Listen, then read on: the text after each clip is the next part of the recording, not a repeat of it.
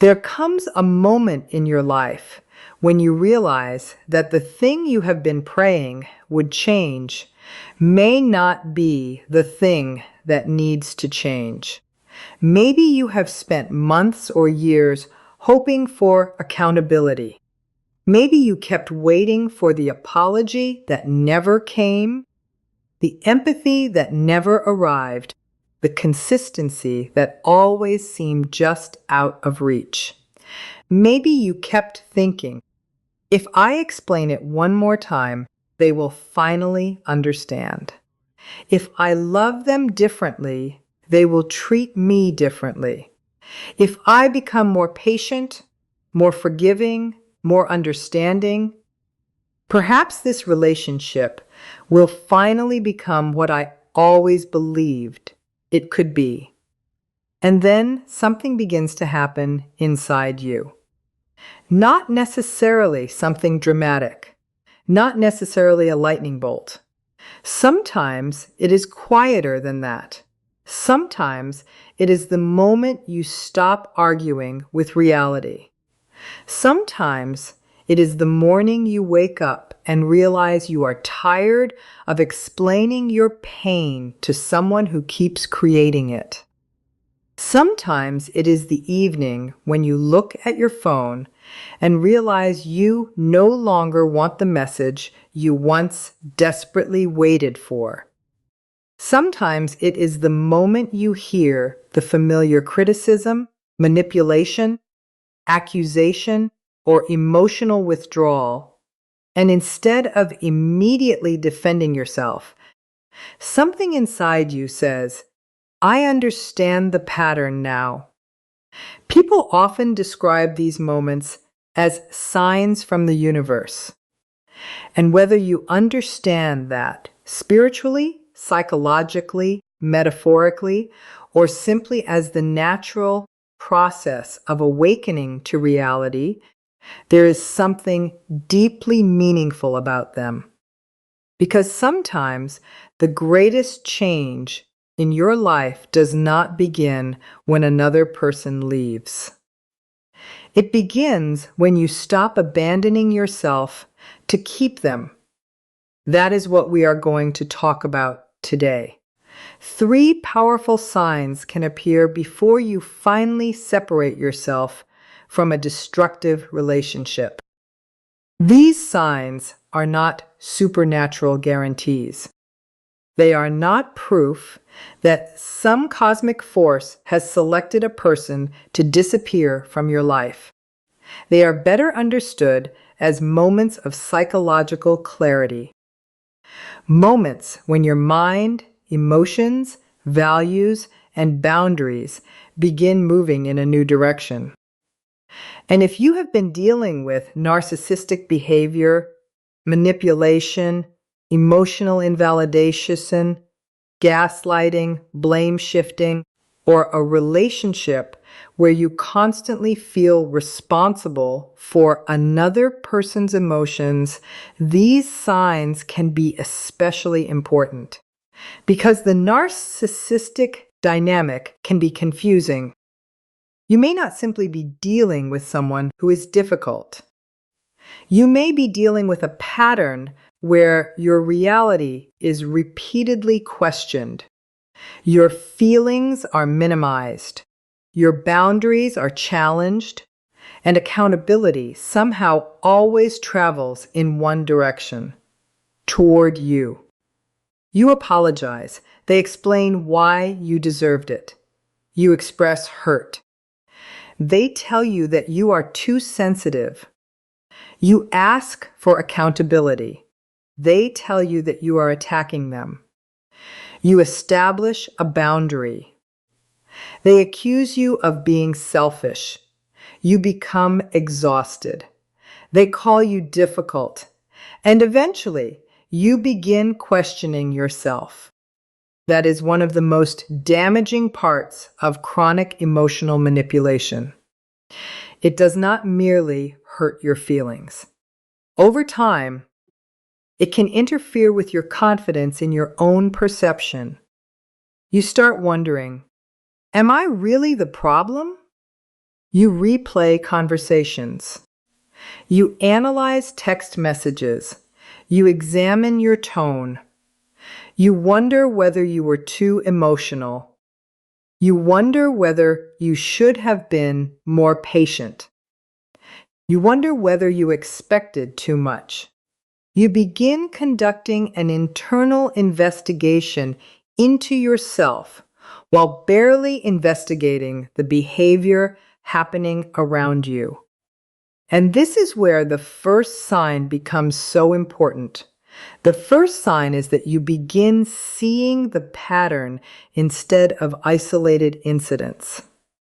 That sounds simple, but psychologically, it can be enormous. When someone behaves badly once, you may interpret it as a mistake. When they behave badly repeatedly, you may still interpret each incident separately because hope encourages us to compartmentalize. You say, "That was just a bad day." Then it happens again. That was because they were stressed. Again, they are dealing with their own wounds. Again, they had a difficult childhood. Again, they really do love me underneath all of this. Again. And eventually, the individual incidents begin forming a pattern: the criticism, the withdrawal, the sudden affection, the blame, the apology without meaningful change, the promises, the repetition, the confusion, the reconciliation, the same injury. The cycle becomes the relationship. And once you see the cycle, it becomes much harder to convince yourself that each event is unrelated. This is why awareness can feel like a spiritual awakening, even when there is a psychological explanation for it. Your brain is integrating information that you previously kept separate. You are no longer saying, "This happened."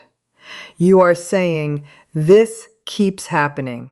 That sentence can change your life because "this happened" invites you to forgive another isolated event. "This keeps happening" invites you to examine the entire relationship. And that is where clarity begins. Maybe you remember the first time you felt deeply confused by this person. You remember how intensely they seemed to care.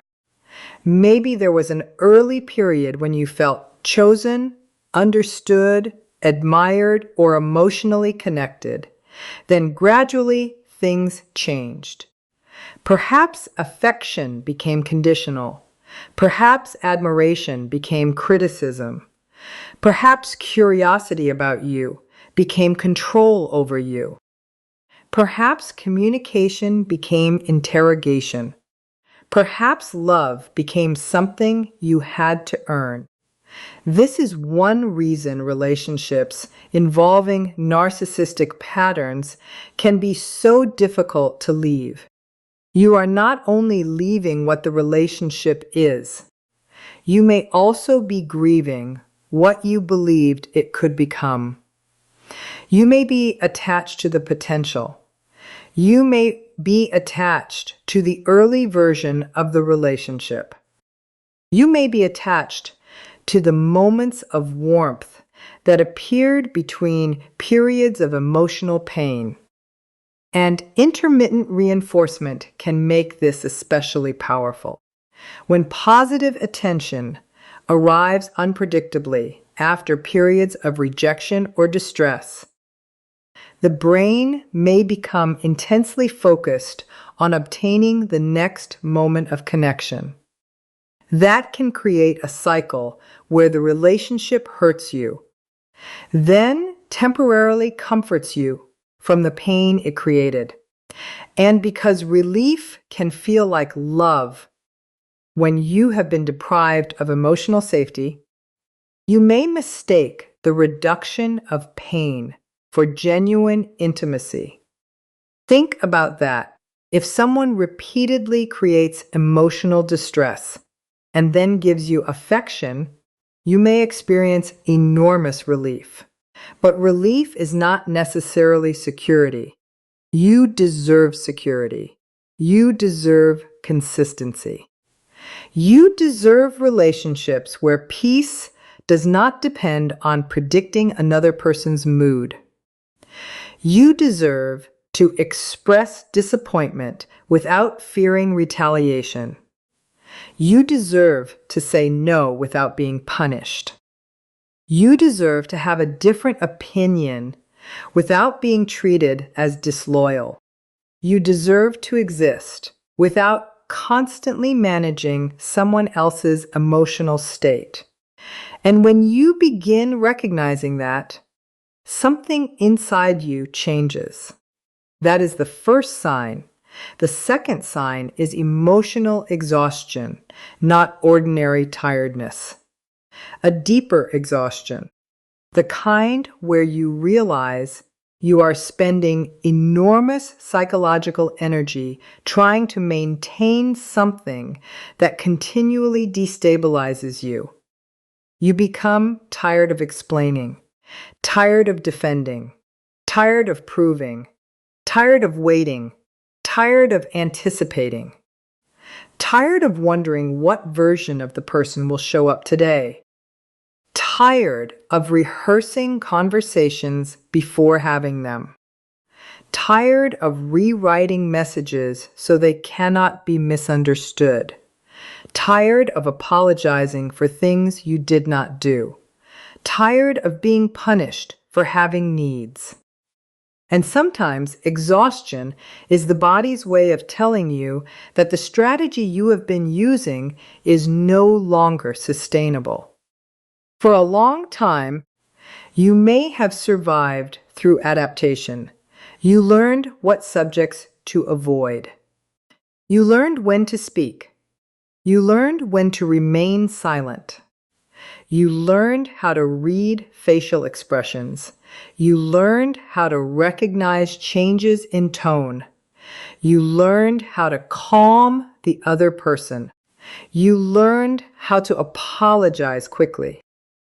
You learned how to make yourself smaller. You learned how to become emotionally invisible when necessary. And you may have called that love. But sometimes what we call love is actually hypervigilance.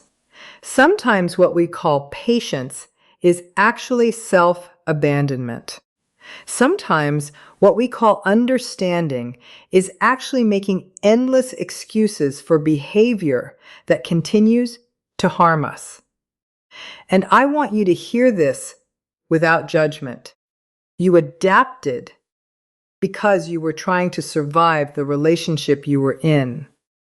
That does not make you weak. It means you were attempting to create safety with the tools you had. But eventually, survival strategies can become exhausting. You cannot spend your entire life regulating another adult. You cannot make another person accountable. You cannot love another person into emotional maturity. You cannot communicate perfectly enough to prevent someone committed to misunderstanding you from misunderstanding you. You cannot be kind enough to make someone incapable of respecting boundaries suddenly respect them. And you cannot sacrifice yourself indefinitely and call that healing. At some point, your exhaustion may become information. Your exhaustion may be telling you something has to change.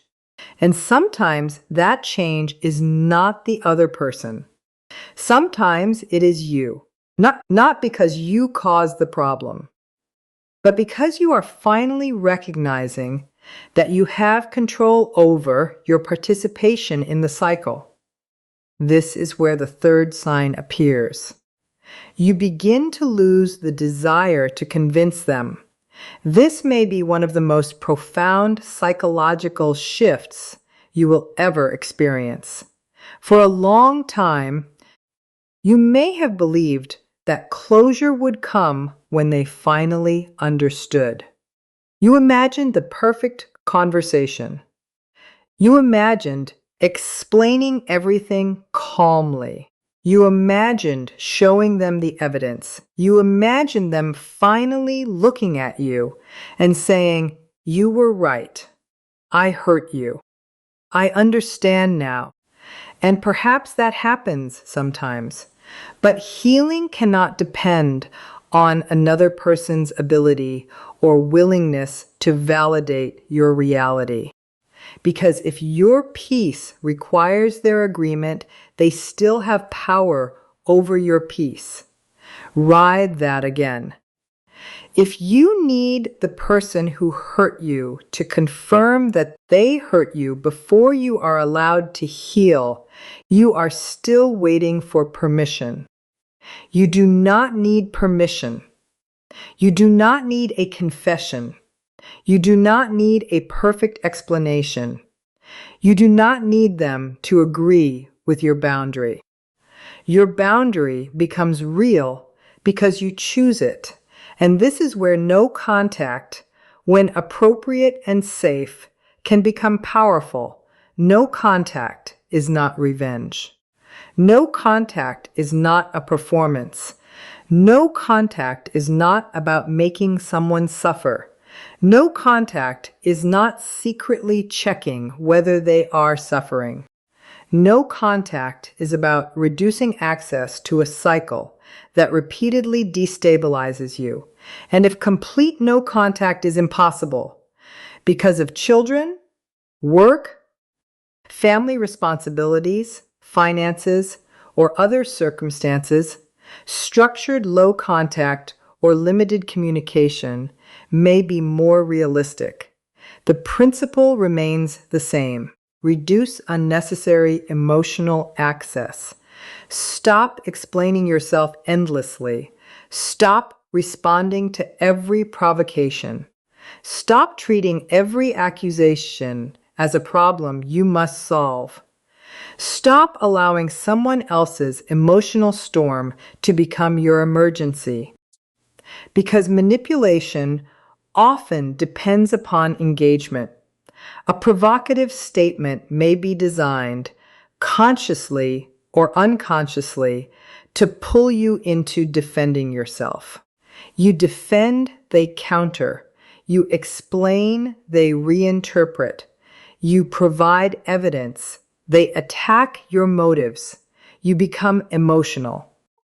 They point to your emotional reaction as proof that you are the problem. And suddenly, the original issue has disappeared.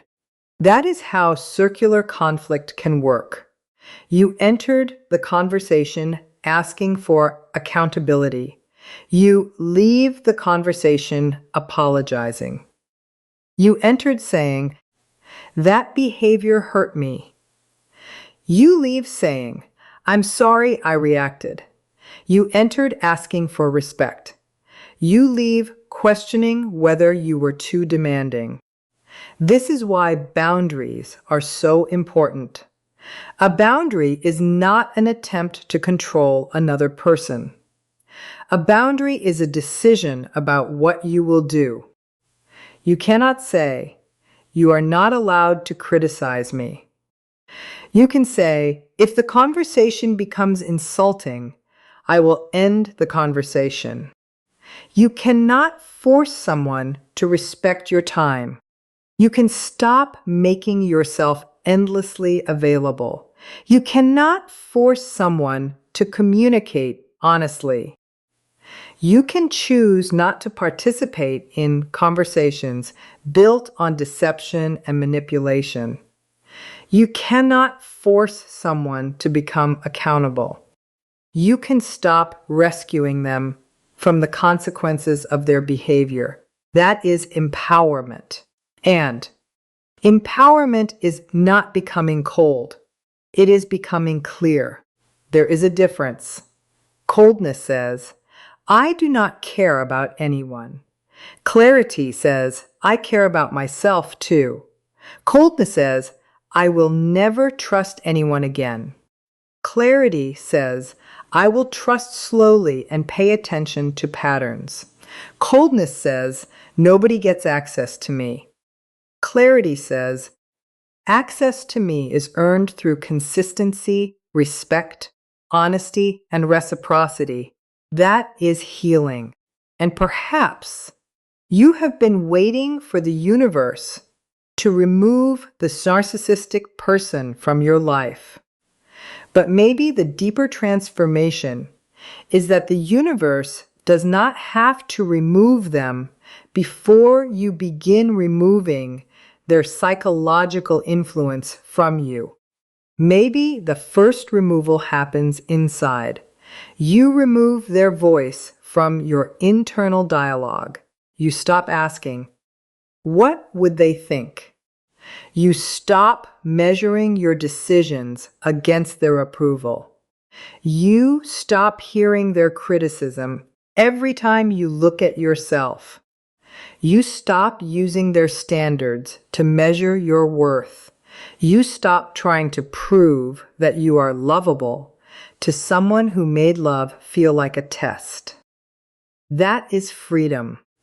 And freedom can begin before circumstances change. Let me tell you something important. You may never receive the apology you deserve. You may never receive the explanation you wanted. You may never see the person become the version of themselves you hoped they would become. And that is painful. We should not pretend it is not. There is grief in accepting that someone you loved may not be capable of giving you the relationship you hoped for. There is grief in realizing that potential is not the same thing as reality. There is grief in recognizing that a person's difficult past may explain some of their behavior without excusing the harm they cause. Compassion does not require access. Understanding does not require tolerance of mistreatment. You can understand why someone behaves the way they do and still decide that you cannot live with the consequences of that behavior. That is emotional maturity. You can say, I understand that you were hurt, and also say, you cannot hurt me. You can say, I understand your fear. And also say, your fear does not justify controlling me. You can say, I understand your insecurity. And also say, your insecurity does not give you permission to destroy my confidence. This is where your healing becomes deeper than simply getting away. Because leaving physically is one thing. Leaving psychologically is another. You can leave someone and still spend years mentally arguing with them. You can block a number and still carry the person in your head. You can move to another city and still hear their criticism inside your mind. You can start another relationship and still wonder whether you are too needy. You can achieve extraordinary things and still secretly believe that you have to earn your worth. So the goal is not simply distance. The goal is internal freedom. And internal freedom takes time. You may have to grieve. You may have to journal. You may have to rebuild friendships. You may have to rediscover interests you abandoned. You may have to learn to tolerate silence because chaos once felt normal. You may have to learn that peace can feel uncomfortable when your nervous system has become accustomed to unpredictability. This is something people do not always understand about healing. When you have spent a long time in emotional instability, calm can initially feel strange. You may mistake peace for boredom. You may mistake consistency for lack of chemistry. You may feel uncomfortable when someone communicates directly because you are accustomed to decoding hidden meanings. You may become suspicious when someone treats you well because your previous experiences taught you to expect a hidden cost. This does not mean you are broken. It means your emotional system may need time to recalibrate. Healing is not simply learning what to avoid.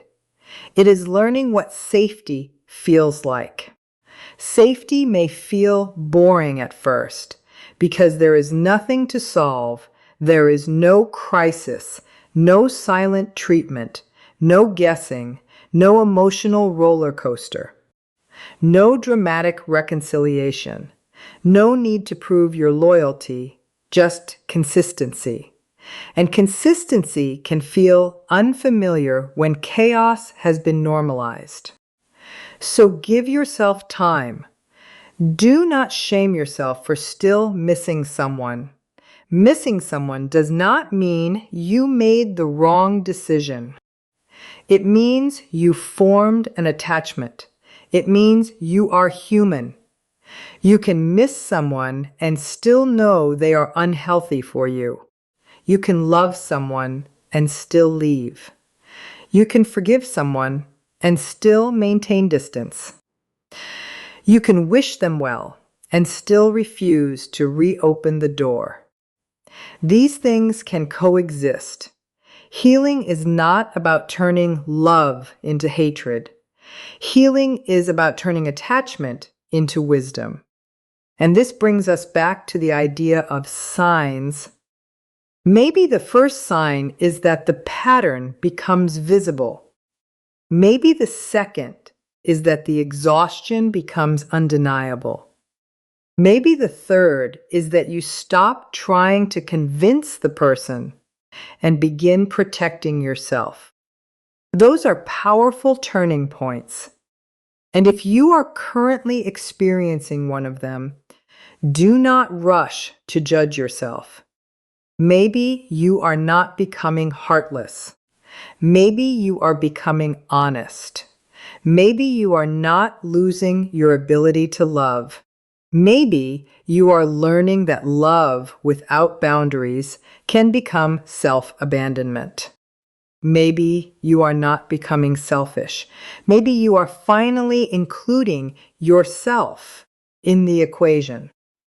Think about how often you were taught to consider everyone else's feelings. Did you consider theirs before yours? Did you ask what they needed? Did you worry about upsetting them? Did you modify your behavior to keep them comfortable? Did you apologize even when you were hurt? Did you suppress your anger because you feared what would happen if you expressed it? Now ask yourself something different. What do I need? What makes me feel safe? What behavior will I no longer accept? What does respect look like to me? What would my life look like if I stopped organizing it around someone else's emotional volatility? These questions can feel uncomfortable, but they are liberating because narcissistic dynamics can teach you to become externally focused. You become an expert in them. Their mood, their reaction, their opinion, their needs, their image, their approval, their anger, their silence, their disappointment. And meanwhile, you disappear. Healing reverses that direction. You begin becoming an expert in yourself. What do you value? What are your limits? What are your needs? What are your dreams? What kind of relationships do you want? What kind of person do you want to become? And perhaps most importantly, what are you no longer willing to betray within yourself just to keep someone else close? That last question can change everything. Because self-respect is not built by repeating affirmations while continuing to violate your own boundaries. Self-respect is built through action. Every time you keep a boundary, you teach yourself that your word matters. Every time you walk away from disrespect, you teach yourself that your dignity matters. Every time you refuse to engage in a manipulative argument, you teach yourself that your peace matters. Every time you choose reality over fantasy, you teach yourself that truth matters. And slowly, your identity begins returning. The person you were before the relationship may not come back exactly as they were, and that is okay. You may become wiser, more discerning, more compassionate towards yourself, more careful with access, more comfortable saying no, more willing to leave situations that require you to betray your values. That is not the destruction of your old self. That is the development of a stronger one. Now, there is something else we need to talk about. Sometimes when people finally begin withdrawing from a narcissistic dynamic, the other person may intensify their efforts to regain attention. This can include sudden affection, promises, guilt, accusations, dramatic apologies, nostalgia, or attempts to make you believe that leaving proves you never cared. Not every person with narcissistic traits will behave this way, and not every attempt to reconnect is necessarily malicious. But in unhealthy relationship patterns, renewed attention can sometimes function as a way of restoring the previous dynamic rather than creating genuine change. That distinction matters. Words are information. Behavior is stronger information. Promises are information. Consistency is stronger information. An apology is information. Sustained accountability is stronger information. Do not evaluate transformation by the intensity of one emotional conversation. Look at patterns over time. Does the person take responsibility without adding a but? Do they respect your boundaries even when they dislike them? Do they stop blaming you for their behavior? Do they seek appropriate help when needed? Do they tolerate your independence? Do they accept that you can disagree with them? Do they demonstrate change consistently rather than only when they fear losing access? These questions can help you move from emotional hope to observable reality. And remember, you are not responsible for diagnosing anyone. You do not need to prove that someone is a narcissist before deciding that their behavior is unhealthy for you. That is another important lesson. Sometimes people get trapped asking, are they really a narcissist? But the more useful question may be, how does this relationship affect me? You do not need a clinical label to justify protecting yourself from manipulation, contempt, intimidation, chronic dishonesty, emotional abuse, or repeated boundary violations. Your experience matters. Your safety matters. Your dignity matters. And if you are in a situation where leaving could create physical danger, financial danger, housing instability, or other serious risks, do not treat no contact as a simplistic instruction. Safety planning and professional support may be necessary. Boundaries should protect you, not put you at greater risk. That is what responsible healing looks like. It is not about dramatic gestures. It is about wise decisions. Sometimes the strongest thing you can do is quietly stop participating. No announcement, no revenge, no social media performance. No attempt to make them jealous. No campaign to prove that you were right. Just distance. Just consistency. Just rebuilding. Because the moment you stop making your healing a message for someone else is the moment your healing becomes yours. You do not have to become successful to make them regret losing you. You do not have to become beautiful to make them jealous. You do not have to find another partner to prove you are desirable. You do not have to create a perfect life so someone else realizes what they lost. Build your life because you want to live it. That is the difference between revenge and recovery. Revenge keeps the other person at the center. Recovery puts you back at the center of your own life. And that is where your power returns. Maybe one day you will realize that you no longer check whether they have contacted you. Maybe one day you will hear their name and feel nothing more than recognition. Maybe one day you will remember the relationship and realize you no longer want to rewrite the ending. Maybe you will finally say, "It happened. It hurt me. I learned from it. And now I am moving forward." That is closure, not because they gave it to you, because you created it.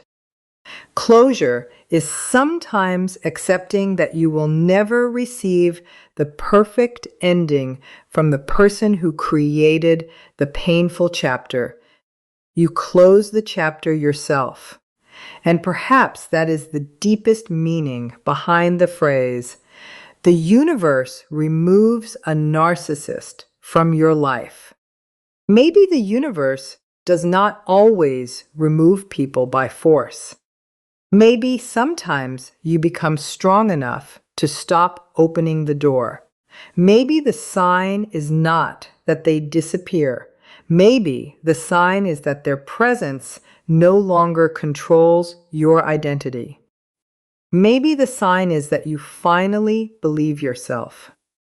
You no longer need someone else to tell you whether what happened was real. You know what you experienced. You know what you tolerated. You know what you learned. And you know what you will choose differently now. That is awakening. And if you are in that place today, I want you to stop blaming yourself for how long it took. You were not stupid. You were attached. You were hopeful. You were trying. You were trying to make sense of something that did not make sense. You were trying to preserve a relationship you believed was valuable. You were trying to love someone. And sometimes loving someone teaches you exactly where you must draw the line. Do not punish yourself for having a compassionate heart. Instead, teach your compassionate heart boundaries. You do not need to become less loving. You need to become more discerning about where your love goes. You do not need to stop believing in people. You need to believe in patterns more than promises. You do not need to stop giving. You need to stop giving at the expense of yourself. You do not need to become suspicious of everyone. You need to become attentive to consistency. You do not need to become emotionally unavailable. You need to become emotionally responsible for yourself. And this is where your next chapter begins. Not with hatred, not with revenge, not with proving, with peace. Imagine waking up one morning and realizing that you no longer feel responsible for someone else's mood. Imagine making a decision without hearing their criticism in your head. Imagine saying no without writing a 5-paragraph explanation. Imagine taking a break without fearing punishment. Imagine receiving kindness without wondering what it will cost you. Imagine having a disagreement without fearing abandonment. Imagine being loved without having to audition for it.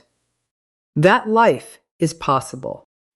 But you must be willing to stop negotiating with the behaviors that keep you from it. You must be willing to let some people misunderstand you. This is difficult, especially if you spent years trying to be understood. But sometimes your freedom begins when you accept that someone may misunderstand your boundary, and you no longer feel compelled to correct their interpretation. They may call you selfish. You know why you said no. They may call you cold. You know why you needed distance. They may call you difficult. You know what you were no longer willing to tolerate. They may tell others a different version of the story. You do not have to chase every version. Truth does not become false because someone tells a different story. Your healing does not require unanimous approval. And that is a powerful lesson for anyone recovering from emotional manipulation. You can survive being misunderstood. You can survive someone's disappointment. You can survive someone's anger. You can survive someone's decision to portray you negatively. What becomes much harder is surviving years of betraying yourself to prevent someone else from being unhappy. So choose yourself, not selfishly, not cruelly, responsibly. Choose yourself with compassion. Choose yourself with wisdom. Choose yourself with boundaries. Choose yourself with patience. And when you feel guilty for doing it, remember that guilt is not always evidence that you are doing something wrong. Sometimes guilt appears because you are doing something unfamiliar. If you spent years prioritizing someone else, prioritizing yourself may initially feel selfish. If you spent years saying yes, saying no may feel cruel. If you spent years explaining, silence may feel wrong. If you spent years chasing reconciliation, walking away may feel terrifying. But unfamiliar does not mean unhealthy. Sometimes unfamiliar is simply what growth feels like. So let yourself grow. Let yourself disappoint people who benefited from your lack of boundaries. Let yourself become less available to manipulation. Let yourself become less interested in proving your worth. Let yourself become more interested in living according to your values. Your life does not need to remain a courtroom where you constantly defend your character. You are allowed to leave the courtroom. You are allowed to stop presenting evidence. You are allowed to stop arguing with someone who has already decided what they want to believe. You are allowed to redirect your energy toward people who are capable of mutual respect. And slowly, something beautiful happens. You begin trusting yourself again. You begin noticing your intuition. You begin recognizing discomfort earlier. You begin seeing red flags before they become emergencies. You begin believing actions. You begin listening when your body says something feels wrong. You begin honoring your own limits. And that is one of the greatest gifts that can come from healing, not becoming someone who never gets hurt again. Becoming someone who knows what to do when something hurts. You cannot control every person you meet. You cannot guarantee that nobody will manipulate you. You cannot prevent every disappointment. But you can become more difficult to manipulate because you know yourself. You know your values. You know your boundaries. You know your non-negotiables. You know what healthy reciprocity looks like. And you know that loneliness is not worse than losing yourself. That is a profound realization. Because one of the greatest fears that keeps people in unhealthy relationships is the fear of being alone. But loneliness and solitude are not the same thing. Loneliness is the pain of feeling disconnected. Solitude can be the space where you reconnect with yourself. And sometimes being alone for a season is healthier than being accompanied by someone who makes you feel alone every day. You may have to rebuild. Do it. You may have to start over. Start. You may have to grieve. Grieve, you may have to learn who you are again. Learn. There is no shame in rebuilding your life. There is courage in it. And perhaps one day you will look back and understand that the relationship you thought was destroying your life became the place where you discovered your boundaries. The place where you discovered your voice. The place where you learned to recognize manipulation. The place where you learned that love without respect is not enough. The place where you learned that empathy without boundaries can become self-neglect. The place where you learned that forgiveness does not require continued access. The place where you learned that walking away can sometimes be an act of profound self-respect. You do not have to be grateful for the harm, but you can be grateful for the wisdom you built afterward. And there is a difference. Do not romanticize what happened. Do not tell yourself that abuse was necessary. Do not tell yourself that suffering was the only way you could become strong. You deserved kindness before the pain. You deserved respect before the lesson. But now that you have survived it, you can choose what you carry forward. Carry the wisdom. Leave the shame. Carry the boundaries. Leave the self-blame. Carry the clarity. Leave the confusion. Carry the compassion. Leave the self-abandonment. Carry the lessons. Leave the cycle. And if you are standing at the edge of a new chapter right now, remember these 3 signs. You are beginning to see the pattern. You are beginning to feel the exhaustion. And you are beginning to stop convincing them while starting to protect yourself. Those are not signs that you are becoming heartless. They may be signs that you are becoming whole, The person you have been waiting for may not come back. The apology may not arrive. The explanation may never satisfy you. But you are coming back. You are returning to yourself. And that may be the most important return of your life. So stop asking, when will they finally understand my worth? Ask, when will I stop requiring them to understand it before I believe it? Stop asking, will they regret losing me? Ask, will I regret losing myself again? Stop asking, will they change? Ask, what choices am I willing to change? Stop asking, how can I make them treat me better? Ask, what will I do when someone repeatedly treats me poorly?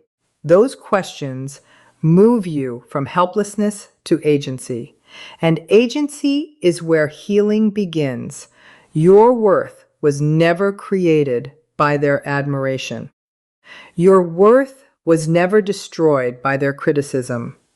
Their inability to appreciate you does not make you less valuable. Their rejection does not define you.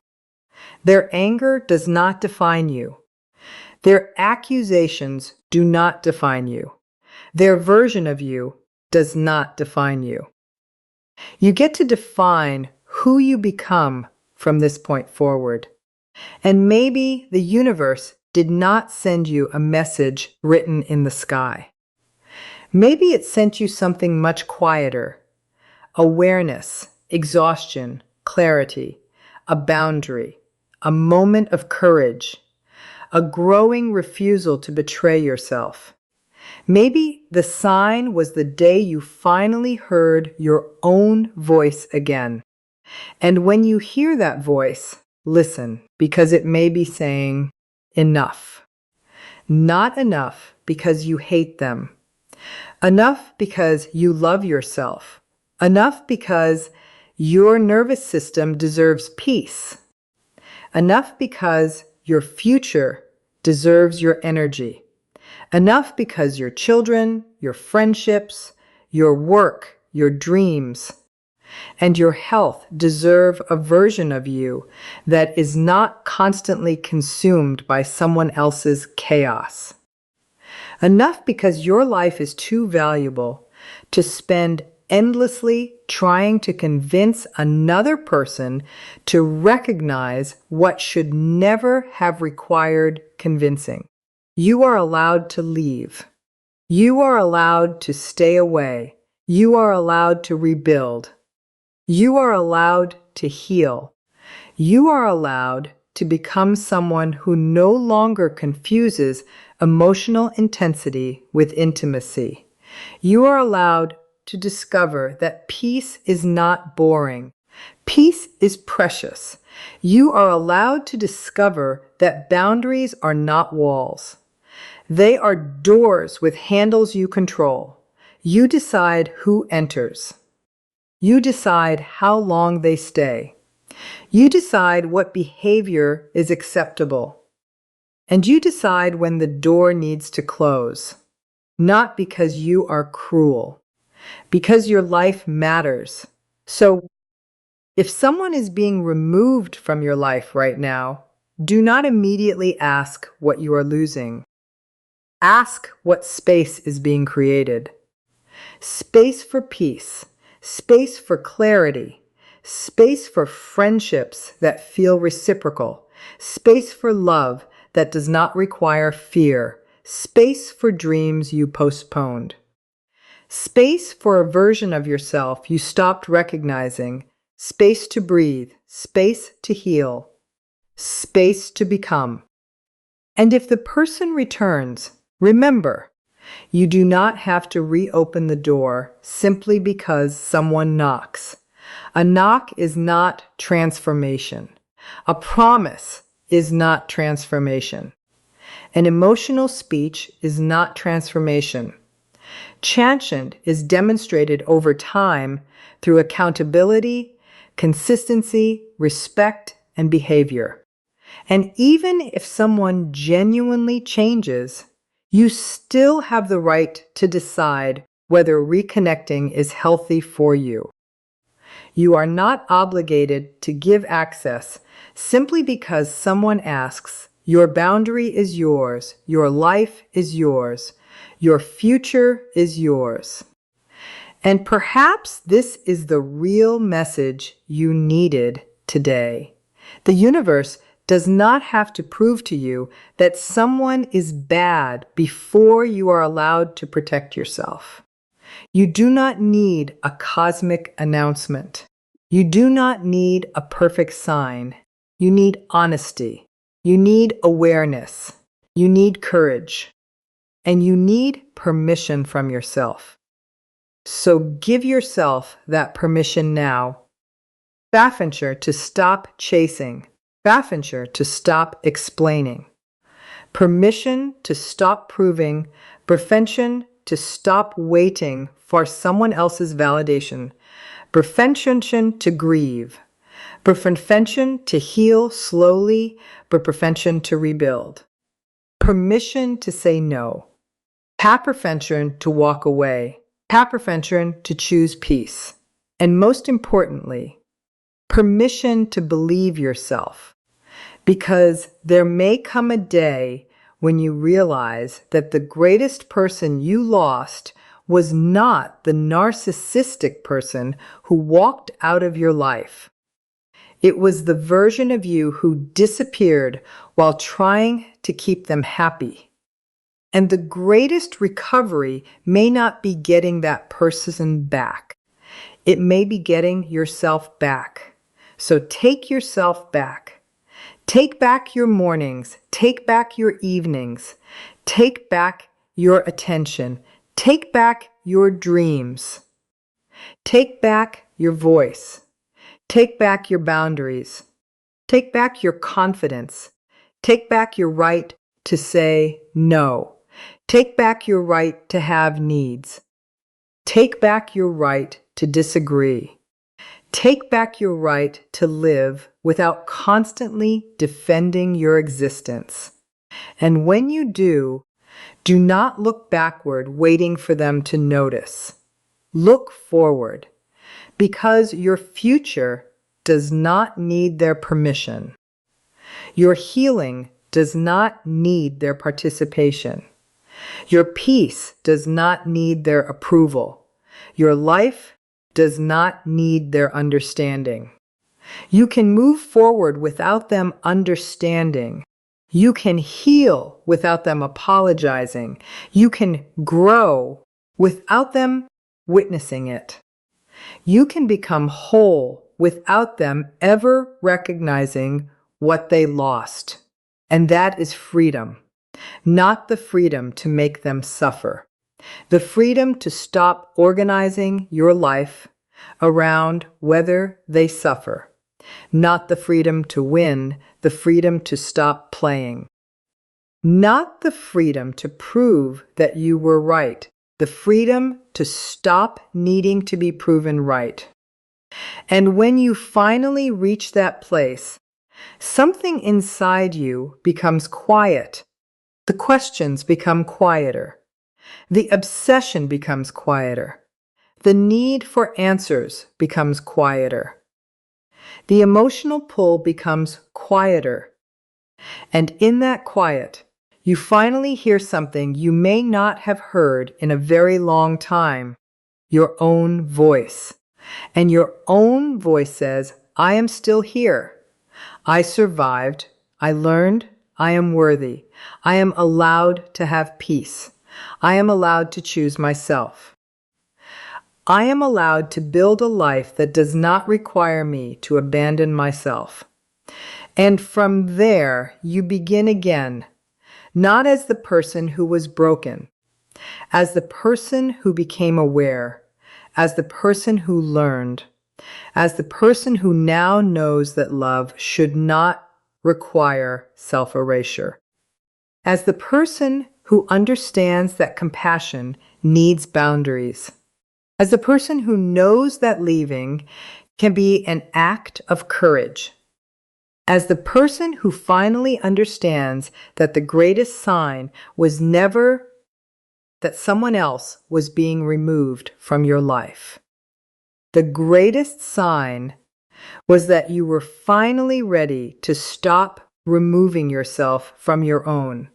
So if today you feel something changing, honor it.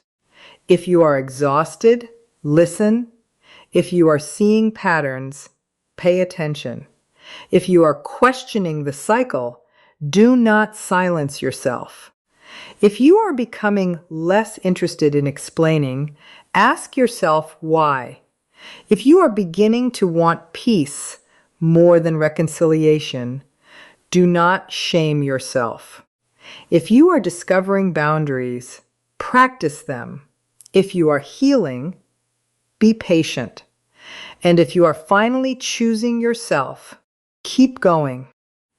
Because sometimes the ending of a relationship is not the ending of your story. Sometimes it is the moment the story finally becomes yours. You are not here to spend the rest of your life convincing someone to love you properly.